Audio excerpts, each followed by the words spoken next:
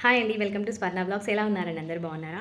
So నేనైతే బాగున్నాను. Competitive ఎగ్జామ్స్‌కి ప్రిపేర్ అయ్యే వాళ్ళందరికీ కూడా ఒక మాట.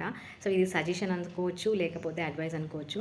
చాలామంది కూడా చదివాం కదా, సిలబస్ అయిపోయింది కదా, ఎగ్జామ్‌లో వస్తే అప్పుడు ఎట్లాగో చేస్తానులే అని ఓవర్ కాన్ఫిడెన్స్‌తో ఉంటారు. సో అంటే కోవాలో నేను కూడా ఒకప్పుడు ఉన్నదాన్ననమాట. సో అందుకే చెప్తున్నాను. రీసెంట్‌గా జరిగిన డీఎస్సీలో కూడా నేను ఎటువంటి ప్రాక్టీస్ లేకుండానే జస్ట్ అంటే సిలబస్ కంప్లీట్ చేసి మాత్రమే నేను అటెండ్ చేశాను. సో అందుకని చెప్తున్నాను అనమాట. ప్రాక్టీస్ మేక్స్ మ్యాన్స్ పర్ఫెక్ట్ అని ఎందుకంటారంటే అందుకే అనమాట. కంపల్సరీ ఒక చాప్టర్ కంప్లీట్ అయిన తర్వాత ప్రాక్టీస్ బీట్స్ అనేది చాలా మస్ట్ అనమాట. కంపల్సరీగా అటెండ్ చేయాలి. చేస్తేనే మనం ఎక్కడ మిస్టేక్ చేస్తున్నాము, మనం చదివిన దాంట్లో మనకు ఎంత గ్రాస్పింగ్ పవర్ ఉంది, సో ఏవైనా టాపిక్స్ వదిలేస్తామా అని చెప్పి కంపల్సరీగా ప్రాక్టీస్ బిట్స్ అయితే చేయాలి. మనం తీసుకున్నటువంటి బుక్స్తో పాటు మనకి క్వశ్చన్ బ్యాంక్ లాంటివి వస్తాయి, లేకపోతే ఆన్లైన్లో బోలెడు మాక్ టెస్ట్లు ఉంటాయి. సో ఆన్లైన్లో మనం టెస్ట్ రాసినప్పుడు మనకి టైం లిమిట్ అయితే ఉంటుంది. సో దానికి నో ప్రాబ్లం. ఇక్కడ మనకి ఇంట్లో మనం ప్రాక్టీస్ చేసేటప్పుడు కంపల్సరీగా టైం లిమిట్ పెట్టుకొని చేయాలి. ఒక 30 క్వశ్చన్స్ కానీ 40 క్వశ్చన్స్ కానీ చేసేటప్పుడు మనం స్టాప్ వాచ్ని ఉపయోగించి చేస్తే సో ఇంకా అంటే మనకు టైం ఉంది కదా, మనం టైం పెట్టుకొని చేస్తున్నాం కదా అన్నటువంటి టెన్షన్తో, భయంతో ఇంకా మనకి అట్లా ప్రాక్టీస్ అయిపోతుంది అనమాట.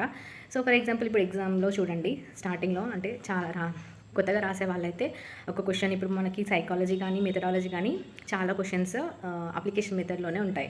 సో ఒక క్వశ్చన్ ఒకసారి చదివినప్పుడు సరిగా అర్థం కాదు, రెండోసారి చదివితే అడపదడప అర్థమవుతుంది, అలా మూడోసారి చదివినప్పటికీ కూడా కొంచెం అర్థమవుతుంది, కొంచెం అర్థం కాదు. సో అట్లా చదివి అర్థం చేసుకోవడానికి చాలా టైం అనేది అక్కడ వేస్ట్ అవుతుంది. అదే ప్రాక్టీస్ మనం ఇంటి దగ్గర చేసామనుకోండి, సో కొంచెం టైం అనేది మనకి సేఫ్ అవుతుంది అనమాట. సో అందరూ ఉన్నప్పుడు కాకుండా పీస్ఫుల్గా ఉన్నప్పుడు ప్రాక్టీస్ చేస్తే బెటర్. ఎందుకంటే చదివింది కూడా కొంచెం మైండ్కి ఎక్కుతుంది. మనం ఎగ్జామ్ హాల్లో ఏ విధంగా అయితే మనకి ప్రైవసీ ఉంటుందో అదే విధంగా ఉన్నప్పుడు మాత్రమే ఇంట్లో టెస్ట్ అయితే అటెండ్ చేయండి.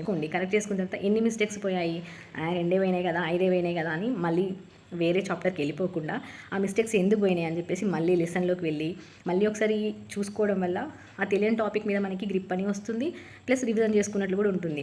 అండ్ ఒకవేళ తెలియని టాపిక్ మనం ఏదైతే తప్పు చేసామో మనం కరెక్ట్ చేసిన దానికంటే కూడా తప్పు చేసిందే మంచిగా గుర్తుంటుంది. సో ఆ తప్పు చేసింది మనకి ఎగ్జామ్లో వస్తే మనకి ఎంత ప్లస్ అవుతుందో ఒకసారి ఆలోచించండి. సో కంపల్సరీగా మీరు సిలబస్ కంప్లీట్ అయిన తర్వాత కంపల్సరీగా ప్రాక్టీస్ బీట్స్ చేయండి. సో నేనైతే రీసెంట్గా అటెండ్ చేసిన టెస్టెస్ అనమాట ఇవి. సో అంటే మళ్ళీ ఎన్ని మిస్టేక్స్ పోయాయి అని చెప్పి చూసుకోవడానికి సైకాలజీకి సంబంధించిన అనమాట. సో టైం అయితే నేను కంపల్సరీగా స్టాప్ వాచ్ యూస్ చేస్తాను. సో ఇక్కడ మనకి 30 క్వశ్చన్స్ తీసుకున్నట్లయితే ఏంటంటే 12 minutes 51 secondsలో నేను చేయగలిగాను. ఇది నాకు తెలిసి 7వ 8వ అనుకుంటా. సో అందుకని ఫాస్ట్ అయింది. ఫస్ట్ ఒక 18 minutes 20 minutes అట్లా పట్టింది. సో క్వశ్చన్ చదవడం అంటే ఈజీ క్వశ్చన్స్కి తక్కువ టైం పడుతుంది, అప్లికేషన్ మీదకి ఎక్కువ టైం పడుతుంది. సో చాలా అంటే అర్థమైనట్టే ఉంటుంది సైకాలజీ, కానీ చాలా కష్టం కాబట్టి. సో మళ్ళీ ఇక్కడ మిస్టేక్స్ పోయినాయి అన్నీ కూడా మళ్ళీ వెనక తిరిగి చూసుకోవడం వల్ల మీకు కంపల్సరీగా రివిజన్ అయితే అవుతుంది అనమాట. సో నా అడ్వైజ్ ఏంటంటే తప్పనిసరిగా సిలబస్ పూర్తయిన తర్వాత ప్రాక్టీస్ బిట్స్ అయితే చేయండి.